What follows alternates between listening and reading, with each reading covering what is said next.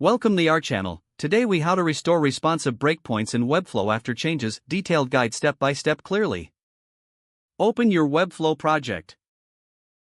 Navigate to the designer mode. Select the element you want to adjust. Open the style panel on the right.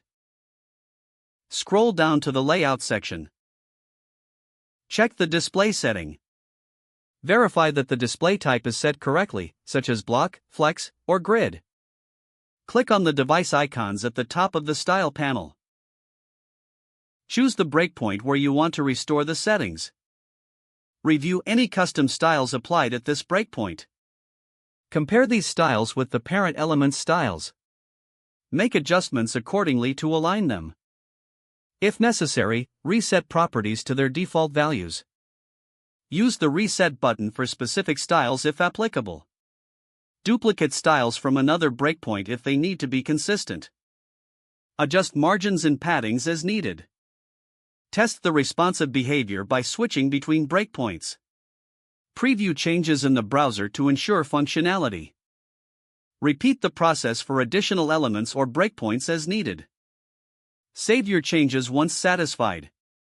If the page does not load, refresh the browser or try again in a private or incognito window. Make sure you are using the correct email address, then retype it carefully to avoid small typos. If your password is not accepted, use the reset option and create a new strong password you can remember. Check your spam folder for verification or security emails, then complete any requested confirmation steps. Enable two-factor authentication if available to improve account security and reduce unauthorized access risk.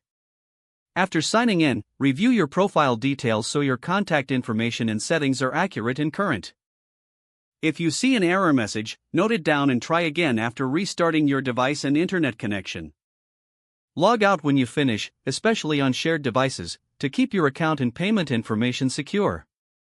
Don't forget to like this video and subscribe to our channel for more step-by-step tech guides.